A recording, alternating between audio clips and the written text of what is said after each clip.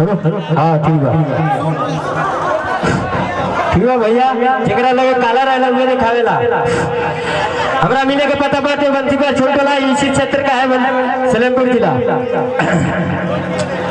देखो रवि किशन किस तरह बोलते होंगे, हम बोल के दिखाएंगे। ए बाबू, ए भैया, ये क्षेत्र में जितना लोग बाना हमारे सभी दीवाना बाटे।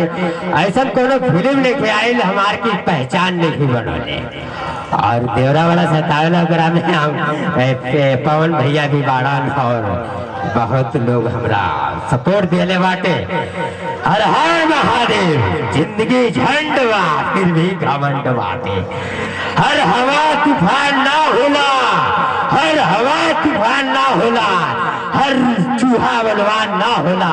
ये हसीना ये दीवानत से कहता ना कि चट्टान से टकराना आसान ना होला हो, आसान ना होला।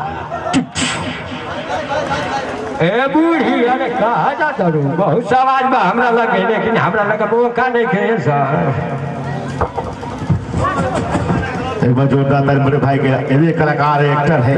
अच्छा लगता है जब ऐसे कलाकार हमारे हिंदुस्तान में रहते हैं। लेकिन चलेंगे हंसने के लिए, हंसाने गुदगुदाने के लिए। आपका बेटा, आपका भाई, आपके मौजूद कान भाषण किसी बच्चे का मोहताज मुन्ना सावन, अवैस रेखा, रेखा तुझको किसने देखा?